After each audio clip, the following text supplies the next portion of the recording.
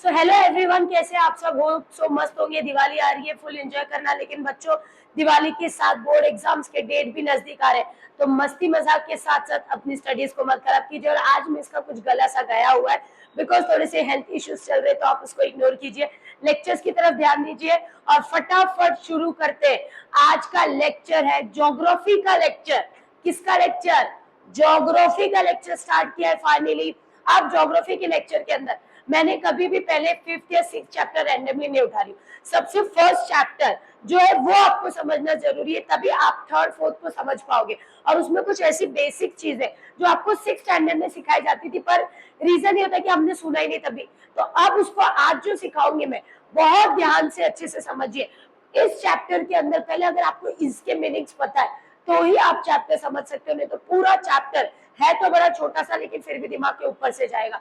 तो इसके लिए ध्यान से समझना चैप्टर के अंदर कि आपको कहाँ पे क्या क्या चीजें बोली जाएगी, किस चीज का क्या मतलब होता है, तभी चैप्टर समझ में आएगा, नहीं तो बिल्कुल भी समझ में आएगा नहीं। तो बिना टाइम वेस्ट किए स्टार्ट करते हैं अपने चैप्टर की तरफ। अभी जैसे मैंने आपको बोला कि ये सारे जो वर्ड्स होते हैं, पहले आपको ना इसका मतलब समझना है कि वर्ड्स का मतलब क्या होता है। सबसे पहला वर्ड आपको दिया हुआ है लैटिट्यूड। पहला वर्ड है लैटिट्यूड, सेकेंड है longitude, third is north and south pole, fourth is northern eastern southern hemisphere and last is the equator. बहुत सारे बच्चों को अभी तक ये जो बेसिक्स चीजें ना ये भी नहीं पता होगी, मतलब आपको पता ही नहीं होगा कि इसको क्या बोलते हैं और क्या नहीं बोलते। तो ध्यान से सुनो, जितने भी ज्योग्राफिशियंस थे उन्होंने एक इमेजिनेशन बनाया। इमेजिनेशन मतलब ये जो मैं पढ़ा रही हूँ ये रियल में नहीं है, it is just an imagination, ठीक है। उन्होंने एक इमेजिनेशन बनाया कि समझो हमारा पूरा का पूरा अर्थ जो है, ग्लोब जो है वो सर्कल है, तो उसको इस तरीके से सर्कल में ले लिया और उन्होंने पूरे ग्लोब को 2 इक्वल पार्ट में कट कर दिया। क्या किया उन्होंने? 2 इक्वल पार्ट में। तो पहला पार्ट यहाँ से कट हो रहा है, ये वाला, और इसको एक नंबर, जैसे आप एग्जाम में जब पास होते हो तो पास होने के बाद आप कितने मार्क्स लाए, पास हुए कि फेल हुए, हाईएस्ट कौन गया, लोएस्ट कौन गया, मतलब इस चीज के लिए हम लोग क्या यूज करते हैं? नंबर्स। मतलब किसी भी चीज को अगर हमें बतानी है तो हम न्यूमेरिकल वैल्यूज यूज करते हैं उसके लिए, कि अगर आप कोई सामान खरीदोगे तो उसके लिए 3 किलो 4 किलो नंबर्स यूज होते हैं। तो वैसे ही कौन सी कंट्री, अगर मैं आपसे पूछ लूं अमेरिका किधर है, मैं पूछूं इंडिया किधर आता है, यूके किधर आता है, तो आप बोलोगे हाँ ईस्ट में, वेस्ट में, but what is the exact location of all that country? तो उस एग्जैक्ट लोकेशन के लिए ये एक इमेजिनेशन लाइन बनाएगी। अब ये समझो, ये जो है ये आपका पूरा का पूरा ग्लोब है, ये जो बनाया हुआ है ये आपका क्या है? पूरा ग्लोब। इस ग्लोब को 2 इक्वल पार्ट में डिवाइड किया, एक यहाँ से एक इक्वल पार्ट डिवाइड किया, एक यहाँ से इक्वल पार्ट डिवाइड किया, और जिस इक्वल पार्ट से वो पूरा का पूरा ग्लोब कट होता था उसको वैल्यू दी गई 0 डिग्री की। बात आ रही है समझ में? यहाँ पे भी आपकी क्या आएगी वैल्यू? 0 डिग्री आएगी। ध्यान से सुनो स्टेप बाय स्टेप। मुझे नहीं पता कि अमेरिका कहाँ आता है, ब्राजील कहाँ आता है, यूके कहाँ आता है, इंडिया कहाँ आता है, मुझे बताना था। तो ज्योग्राफिशियन ने एक इमेजिनरी, सबसे इंपॉर्टेंट चीज की ये क्या है, टोटली इमेजिनरी है, मतलब इसका रियल एग्जिस्टेंस नहीं है। ये सोचा गया है कि हाँ भाई पूरा ग्लोब, अगर मुझे बताना है इंडिया कहाँ है और यूके कहाँ है या ब्राजील का है, तो हम इस तरीके से यूज करते हैं। तो पूरा का पूरा ये हमारा ग्लोब हो गया, उसको 2 इक्वल पार्ट में डिवाइड किया। एक ये लाइन है जिसने इक्वल पार्ट में डिवाइड किया, एक ये लाइन है जिसने इक्वल पार्ट में डिवाइड किया। इस साइड का पार्ट होता है नॉर्थ साइड, नीचे और नॉर्थ के ऑपोजिट होता है साउथ। यहाँ पे आ गया हमारा वेस्ट और यहाँ पे आ गया हमारा ईस्ट। आ रही है बात समझ में? ईस्ट एंड वेस्ट आपका हो गया north, south, west and east. इस तरीके से ये डिवाइड हो गया पूरी तरीके से। अब जब ये डिवाइड हुआ तो ये जो लाइन होती थी 0 डिग्री की, कौन सी लाइन? 0 डिग्री, और यही लाइन है जो पूरे ग्लोब को 2 इक्वल पार्ट में डिवाइड कर रही है। इसी लाइन को हम बोलते हैं इक्वेटर। क्या बोलते हैं? इक्वेटर। पहला यहाँ का कॉन्सेप्ट क्लियर हुआ। इक्वेटर किसको बोलते हैं? Equator is the imaginary line which cut between the globe into 2 equal halves या 2 equal parts। मतलब वो लाइन जो पूरे ग्लोब को 2 इक्वल पार्ट में डिवाइड करती है उसको बोलते हैं इक्वेटर लाइन। अगेन ग्लोब, नहीं पता कंट्री कहाँ है, ऐसा बनाया, पूरा एक ग्लोब बना के उसमें से 2 इमेजिनरी लाइंस को कट कर दिया। अब ये जो लाइंस कट कर रही है इनको वैल्यू दे दिया 0 डिग्री और इसका नाम रख दिया इक्वेटर। आगे बात समझ में क्लियर हो गया? नेक्स्ट देखते हैं, ठीक है। इक्वेटर समझा। अब लैटिट्यूड क्या होता है, लॉन्गिट्यूड क्या होता है, ध्यान से समझो। ये जो पॉइंट है ये मेरा नॉर्थ पॉइंट है, तो इसको बोलते हैं, जो पॉइंट है उसको बोलते हैं नॉर्थ पोल। ये जो मेरा पॉइंट है ये साउथ वाला एरिया है, तो ये पॉइंट को बोलते हैं साउथ पोल। ध्यान से समझो, जो सबसे ऊपर वाला पॉइंट है वो पॉइंट, वो जगह, ये एंड पॉइंट जो है इसको बोलती हूँ नॉर्थ पोल। ये जो नीचे की तरफ सबसे नीचे वाला पार्ट है उसको बोलते हैं साउथ पोल। ये इक्वेटर लाइन के ऊपर क्या है, नॉर्थ, इसके नीचे क्या है, साउथ। तो ये 0 डिग्री से लेके ये 90 डिग्री तक ये जो पार्ट है इसको बोलते हैं नॉर्दर्न हेमिस्फेयर। क्या बोलते हैं इसको, नॉर्दर्न हेमिस्फेयर। मतलब ये जो हेमिस्फेयर मतलब क्या, पूरा एरिया। तो ये जो पूरा एरिया है, ये जो पूरा एरिया है ये किसका हो गया, नॉर्थ का हो गया पूरा। और नीचे वाला, इसके नीचे क्या है, साउथ, इसके ऊपर नॉर्थ, इसके नीचे साउथ। तो इसके नीचे वाला ये जो एरिया है इसको कौन सा हेमिस्फेयर बोलते हैं, साउदर्न हेमिस्फेयर। बात आई समझ में, ध्यान से। 0 डिग्री दो इक्वल पार्ट में डिवाइड कर रहा है, उसके ऊपर ये जो लाइन है इस तरीके से, इसके ऊपर नॉर्थ पोल तो नॉर्दर्न हेमिस्फेयर, इसके नीचे साउथ पोल तो साउथर्न हेमिस्फेयर। नेक्स्ट, ये वाली लाइन भी इक्वल पार्ट में ग्लोब को डिवाइड कर रही है, तो इस लाइन के इधर क्या आ गया, वेस्ट, तो ये कौन सा हेमिस्फेयर हो गया, वेस्टर्न हेमिस्फेयर। इस लाइन के इधर क्या है, ईस्ट, तो ये कौन सा हेमिस्फेयर हो गया, ईस्टर्न। मतलब ये पूरा ईस्टर्न हेमिस्फेयर, ये पूरा वेस्टर्न हेमिस्फेयर। ऊपर वाला ये पूरा पार्ट नॉर्दर्न हेमिस्फेयर, नीचे वाला ये पूरा पार्ट साउदर्न हेमिस्फेयर। एक देखो सिंपल सा मैं आपको समझाती हूँ।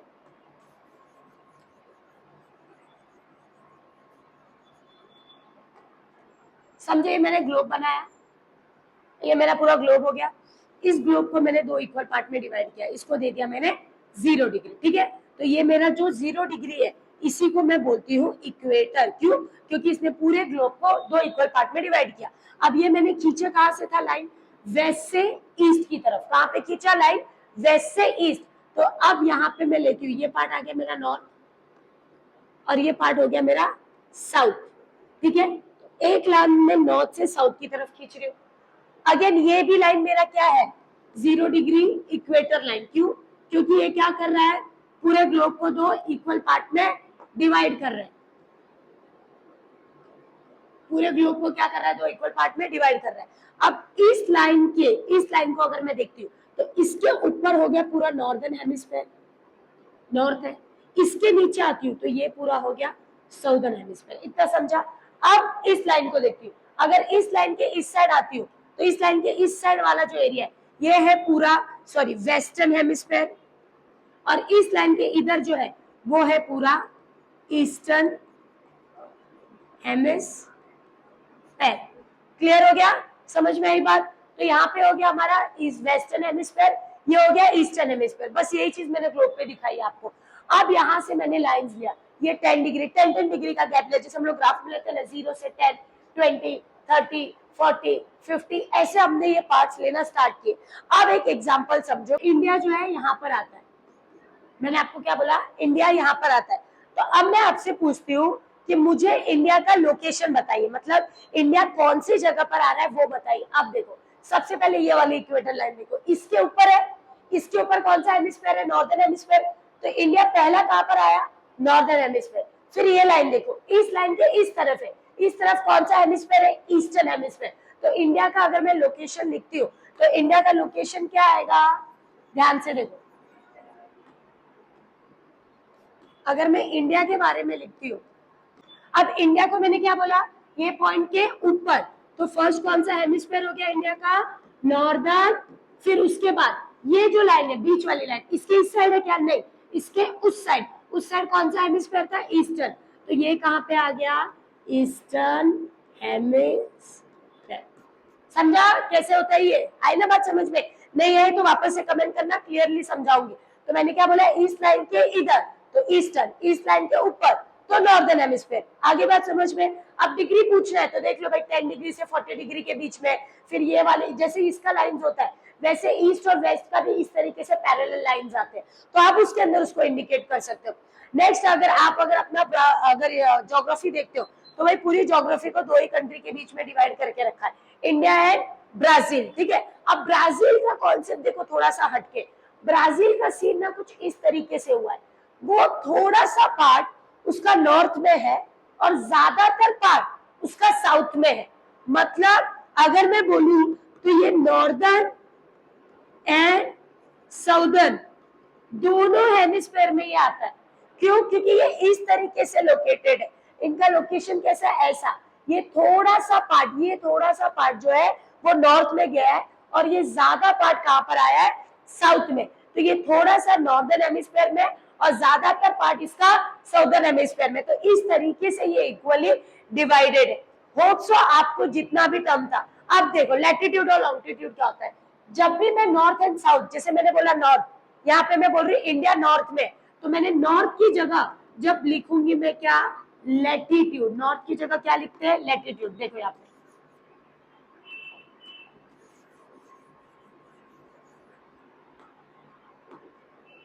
अगर मैं कभी भी नॉर्थ एंड साउथ के बारे में कुछ बता रही, किसके बारे में, नॉर्थ एंड साउथ, तो उसको बोलते हैं लैटिट्यूड। नॉर्थ एंड साउथ के बारे में बताते हैं तो क्या बोलते हैं, लैटिट्यूड।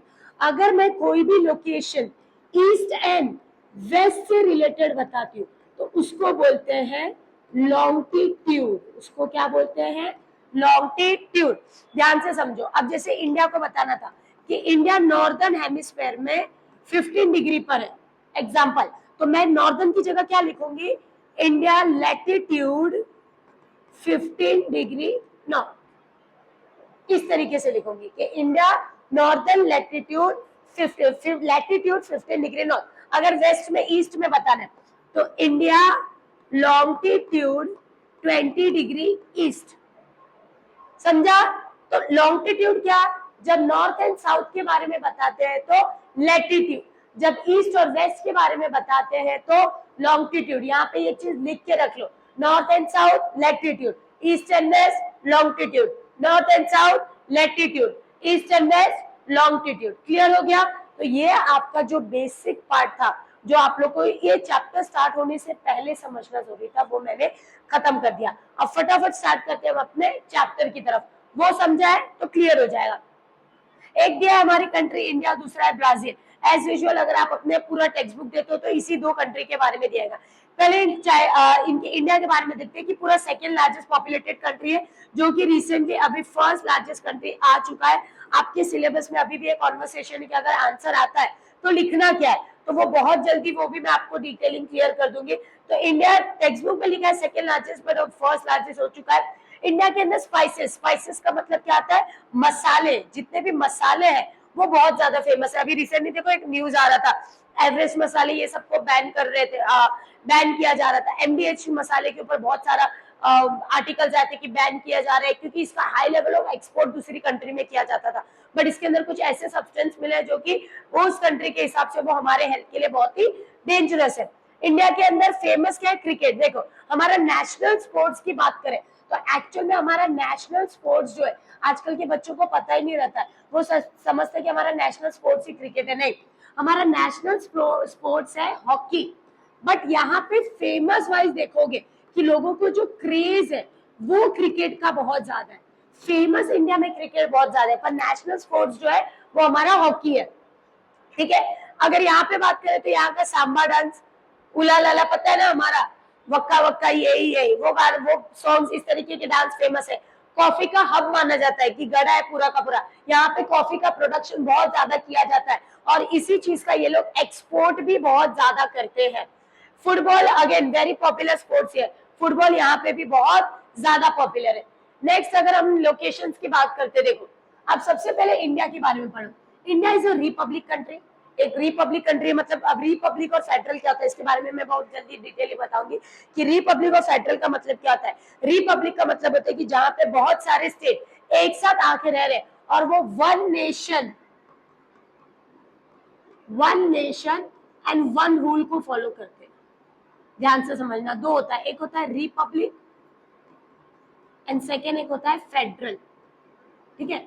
तो दोनों में डिफरेंस क्या है, मैं जल्दी वीडियो लेकर आऊंगी। इतना समझो कि इसके अंदर चार लोग एक साथ आ रहे और ये चारों एक ही रूल को फॉलो करेंगे। इसमें चार लोग एक साथ तो आए हैं पर नाम के लिए आए, पर रूल सब अपना अपना खुद फॉलो करते हैं, अपने हिसाब से चलते हैं। जैसे आप फेडरल में देखोगे तो यूएस जो है वो फेडरल के अंदर आता है, United state of America. Republic की बात करें तो इंडिया किसमें आता है, रिपब्लिक में। कुछ ऐसे होते हैं जो रिपब्लिक फेडरल दोनों होते हैं।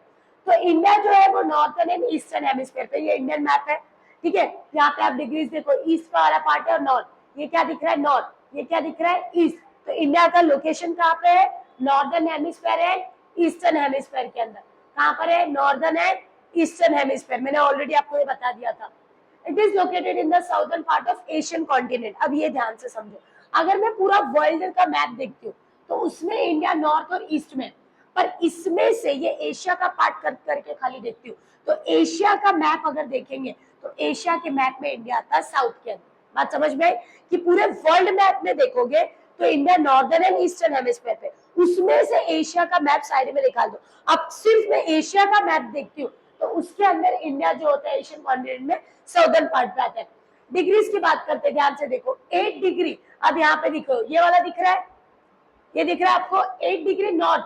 नॉर्थ की बात की, नॉर्थ मतलब मैंने क्या बोला था कि जब भी नॉर्थ की बात होगी, नॉर्थ का मतलब होता है लैटिट्यूड। नॉर्थ का मतलब क्या होता है? लैटिट्यूड। ध्यान रखना, नॉर्थ एंड साउथ का मतलब होता है लैटिट्यूड, ठीक है। और ईस्ट एंड वेस्ट का मतलब होता है लॉन्गिट्यूड। ईस्ट एंड वेस्ट का मतलब क्या है? लॉन्गिट्यूड, ठीक है। तो 8 डिग्री नॉर्थ, 8 डिग्री मतलब ये रहा 8 डिग्री, ये रहा नॉर्थ। 8 डिग्री नॉर्थ यहाँ पे दिख रहा है, एग्जैक्ट टच है, से लेके 37 डिग्री अब ऊपर की तरफ जाओ, ये रहा 36 डिग्री का लाइन। और जो मैप है वो थोड़ा सा ऊपर की तरफ गया है, तो यहाँ पे ये यहाँ पे एंड हो रहा है। देखो ये यहाँ पे एंड हो रहा है, तो यहाँ पे आ गया 37 डिग्री। समझा कि नहीं समझा? क्लियर हुआ? क्या बोला? देखो नॉर्थ में, नॉर्थ बोला है ना, मतलब ये क्या है मेरा? लैटिट्यूड। अपने टेक्स्ट बुक में देखो यहाँ पे दिया है, देखो लैटिट्यूड वर्ड यूज है, ईस्ट का वर्ड, ईस्ट का जब बात आ रहा है, देखो यहाँ पे दिख रहा है लैटिट्यूड, और जब ईस्ट का बात आ रहा है तो क्या आ रहा है? लॉन्गिट्यूड। तो लैटिट्यूड आया मतलब नॉर्थ। नॉर्थ में कहा से? 8 डिग्री से लेके ये जो 36 की डिग्री है उसके थोड़ा ऊपर। अब ईस्ट वाला पार्ट देखते हैं, यहाँ पे ईस्ट है 68 डिग्री, ये दिख रहा है, ये रहा 68 डिग्री। तो यहाँ से ये टच हुआ है तो ये हो गया 68 डिग्री। 97, ये रहा मेरा 96 का लास्ट लाइन। यहाँ पे कट होने के बाद इतना जो पार्ट है, मतलब ये कुछ ऐसे, तो यहाँ पे कितना डिग्री हो गया? 97। ये जो पार्ट है यहाँ पे देखो, ये पार्ट अगर आप ध्यान से देखते हो तो ये है मेरा 96। पर ये जो अरुणाचल प्रदेश का इतना पार्ट, ये थोड़ा सा बाहर की तरफ आ गया 96 डिग्री से। तो ये जब 96 से थोड़ा बाहर की तरफ आ गया तो ये हो गया हमारा 97 डिग्री 25। ये मिलीमीटर, मतलब छोटे छोटे जो उसके रहते हैं वो। तो ईस्ट एंड वेस्ट का हो गया, तो इसको हम क्या बोलते हैं? लॉन्गिट्यूड। इसको क्या बोलते हैं? लॉन्गिट्यूड। क्लियर हो गया? वापस से डिग्री याद कर लो। लैटिट्यूड नॉर्थ 8 डिग्री से लेके 37 डिग्री, यहाँ पर आते हैं ईस्ट 68 डिग्री से लेके ये 96 का जो लाइन है वो एक लाइन आगे 97 डिग्री। पूरा अच्छे से समझ में आ गया इंडिया का क्या लोकेशन है? चलो सेम ऐसे आपको ब्राजील का भी लोकेशन देखने का। Some part of Brazil in the northern hemisphere while most of in the southern hemisphere. कैसे? मैंने बोला था ये वर्ल्ड मैप है, ये मेरा हो गया इक्वेटर लाइन, ये पार्ट होगी नॉर्थ का, ये पार्ट हो गया साउथ का। वर्ड क्या बोला है? Most of lies. कुछ पार्ट ब्राजील इस तरीके से है, कुछ पार्ट नॉर्थ में है और ज्यादातर पार्ट साउथ में। कुछ पार्ट नॉर्थ में है, ज्यादातर पार्ट साउथ में है, ठीक है। एंड ऑल्सो इट लाइज, मतलब ये कहां पर आ रहा है? ये कुछ इस तरीके से आ रहा है, देखो लाइन खींचा, ये इस तरीके से आ रहा है। क्या है? वेस्टर्न हेमिस्फीयर में ये आता है। कि अगर अब देखो इंडिया क्या एक एशियन कॉन्टिनेंट है, वहीं पे अगर ब्राजील की बात करें तो वो एक साउथर्न अमेरिकन कॉन्टिनेंट के आता है, मतलब अमेरिकन कॉन्टिनेंट के अंदर वो आता है। तो ये इस तरीके से कि इसका कुछ पार्ट नॉर्थ और कुछ पार्ट साउथ, और ये एक्चुअल में आता है कहां पर है? वेस्टर्न हेमिस्फीयर के अंदर। क्लियर हो गया? ये वेस्टर्न हेमिस्फीयर में आता है। और अगर इसके उस पूरे वर्ल्ड के मैप में से मैं खाली साउथ अमेरिका का कॉन्टिनेंट निकालती हूँ तो उसके अंदर ब्राजील जो है वो नॉर्थ पार्ट में आता है। जिसे हमने एशिया वाले पार्ट में देखा था कि अगर पूरे वर्ल्ड में से एशिया का मैप निकालते तो उस एशिया के मैप में इंडिया आपको साउथ की तरफ दिखेगा, क्योंकि जब पूरा वो मैप निकलेगा तो डेफिनेटली उसके डायरेक्शंस भी क्या होंगे? चेंज। अगर इसमें से मैं इतना पार्ट निकाल देती हूँ तो इसका डायरेक्शन ये यहाँ पे आएगा, तो इसके डायरेक्शन भी चेंज हो जाएंगे। तो उस तरीके से वो बताए। अगर ब्राजील की बात करते हैं तो ब्राजील दिया है नॉर्थ में बात करते हैं। अब देखो ये पार्ट हो गया मेरा नॉर्थ का, और यहाँ पे ये जो पार्ट हो गया वेस्ट का, ठीक है। नॉर्थ में स्टार्ट होता है 5 डिग्री से लेके 33 डिग्री, ये रहा 30 डिग्री, और 30 के नीचे ये जो रियो दी ग्रांडे सॉइल वाला पार्ट ये नीचे गया, नीचे मतलब समझो ये आया है कुछ यहाँ पे, तो ये आ गया कितना मेरा 33 डिग्री। ठीक है, वेस्ट वाला पार्ट देखते हैं, वेस्ट का पार्ट हमारे यहाँ पे 34 डिग्री, यहाँ पे दिख रहा है 35, ये 35 का लाइन जो है देखो टच नहीं हुआ है। अगर आप इसको ध्यान से देखोगे तो आपको दिखेगा कि ध्यान से कि ये जो पार्ट है,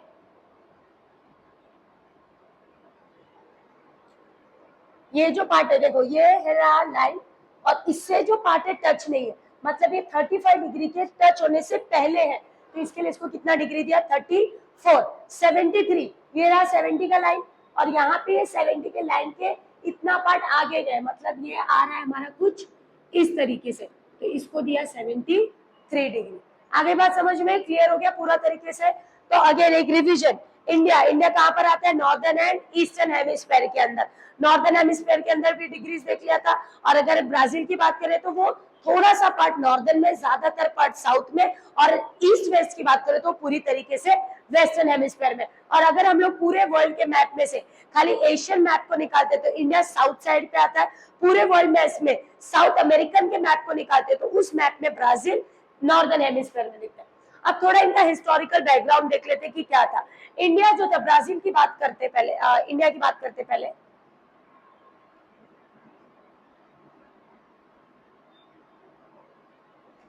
चलो, India was under the British for almost 1.5 century, कम से कम 150 साल हम किसके अंडर में थे, पोर्टुगीज ब्रिटिश के अंडर में था। उससे पहले 150 इयर्स, 150 इयर्स कौन था हमारे ऊपर, किसका रूल था 150 इयर्स तक, यहाँ पे था हमारे ऊपर मुगल्स। ठीक है, और बाकी का जो 150 इयर्स था वो कौन आके गया हमारे यहाँ, ब्रिटिश, मतलब 300 साल हमारे ऊपर कोई ना कोई राज करके गया, अपने दम पे कुछ नहीं कर रहे थे।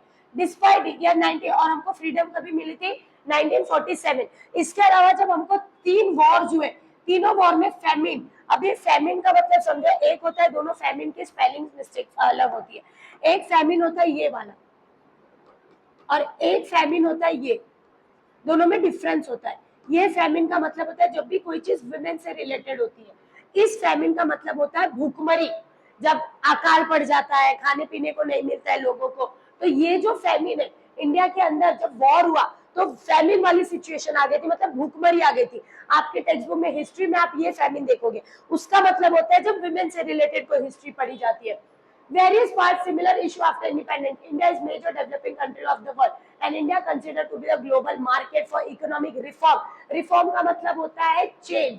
इकोनॉमिक चेंज के लिए आज के टाइम में इंडिया बहुत बड़ा मार्केट है। ऐसे ही चाइना ने डायरेक्ट पंगा ले रहा है, उसको पता है कि चाइना ने अगर हमसे डायरेक्ट पंगा लिया ना तो उसकी पूरी इकोनॉमिक हम बर्बाद कर देंगे, क्योंकि अच्छा खासा परसेंटेज ऑफ चाइना मटेरियल हमारे इंडिया के लोग खरीदते हैं। इसके लिए उसने अपने नीचे पाकिस्तान को पाल के रखा है, और जो उसको करवा रहे हैं वो पाकिस्तान के थ्रू करवाता है, कभी चाइना डायरेक्ट अटैक करने नहीं आता है। और उसके साथ भी हमारे बीच में एक एग्रीमेंट भी, ट्रीटी भी साइन हुई है।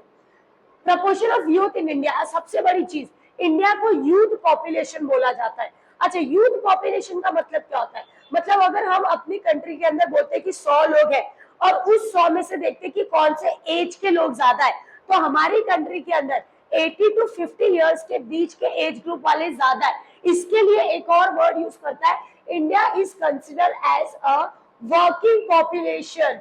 वर्किंग पॉपुलेशन मतलब क्या, कि एक ऐसी कंट्री जहां पे यूथ ज्यादा है, क्योंकि 50 साल के ऊपर वाला इंसान तो काम नहीं करेगा, 17 साल 18 साल के नीचे वाला तो कोई काम नहीं करेगा, लेकिन हमारे कंट्री में ये एज ग्रुप के ज्यादा लोग होने की वजह से हमारी कंट्री को वर्किंग पॉपुलेशन बोला जाता है, यूथ पॉपुलेशन बोला जाता है।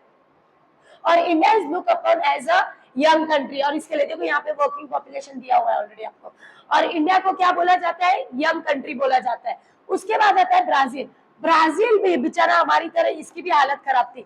ब्राजील की बात करें तो ब्राजील के ऊपर 3 सेंचुरीज, मतलब 300 साल एक ही लोग थे जिन्होंने राज किया था, वो थे पोर्टुगीज। हमारे यहाँ पे भी ये लोग आए थे, पर पोर्टुगीज ने कैप्चर कैंसर किया था गोवा वाला जो पार्ट है। इंडिपेंडेंस मिलने के बाद गोवा को इंडिपेंडेंस नहीं मिल पाया था, क्योंकि पोर्टुगीज के अंडर में था, वो बाद में उनको मिला था। ब्राजील को इंडिपेंडेंस 1822 में मिला। देखो बहुत इंपॉर्टेंट चीज है, 1822 में ब्राजील को इंडिपेंडेंस मिलता है। 1930 से लेके 85 तक more than half century was a popular military government. Military government मतलब वहां पे कोई पॉलिटिकल पार्टी का पावर नहीं चल रहा था, मिलिट्री वालों का पावर चल रहा था। जैसे अगर किसी कंट्री में इमरजेंसी आती है तो पूरा का पूरा पावर किसको दे दिया जाता है, मिलिट्री को। तो वहां पे मिलिट्री का पावर चल रहा था, उनका पावर नहीं था। तो अब इन बेचारों की कंडीशन आप देख रहे हो क्या थी कि 1822 में इनको इंडिपेंडेंस मिल गया, बट उसके बाद भी 1930 से लेके 85 तक यहाँ पे कोई पॉलिटिकल पार्टी नहीं थी। यहाँ पे रूल जो था वो मिलिट्री गवर्नमेंट चला रही थी। And it has overcome global finance difficulties late. और इंडिया को तो एक टाइम के 19th में धीरे धीरे उठे, पर इनका जो ग्रोथ हुआ वो 20th सेंचुरी में आकर स्टार्ट हुआ। And Brazil is seen as a contributor to the economic world. और आज के टाइम में एक और वर्ड आपको बताती हूँ कि Brazil is consider as a lungs of the world. मतलब हमारे बॉडी के अंदर बोला जाता है ना, सांस लेने के लिए लंग्स की जरूरत है, नहीं तो ब्रीथ नहीं आएगी। वैसे पूरे वर्ल्ड में ब्राजील को लंग्स बोला जाता है, क्योंकि सबसे ज्यादा ग्रीनरी और फॉरेस्ट एरिया आज भी ब्राजील में। और आने वाले टाइम में ब्राजील को भी एक बहुत बड़े डेवलपमेंट मार्केट की तरह देखा जा रहा है, जहां एक हाई इन्वेस्टमेंट कर सकते हैं। और भी ब्राजील के अंदर कुछ ड्रॉबैक्स है जो आप धीरे धीरे आगे जाओगे तो पढ़ोगे। तो यहाँ पे ये चैप्टर आपका होता है कंप्लीट। बहुत ही शॉर्ट वाइज में ये चैप्टर मैंने डिटेल में आपको समझ में वो खत्म किया। नेक्स्ट लेक्चर अगेन मैं एक अच्छे चैप्टर के साथ आपके साथ आऊंगी। तब तक के लिए आप चैनल को लाइक कीजिए, शेयर कीजिए, सब्सक्राइब कीजिए। इंस्टाग्राम का आईडी मैंने आपको बता दिया, और ये हमारा यूट्यूब चैनल है। और अगर आप लोग को और किसी चैप्टर या सब्जेक्ट कीजिए तो प्लीज कमेंट कीजिए। आपके कमेंट से हमें भी आइडिया आएगा कि आप एक्चुअल में देखना क्या चाहते हो।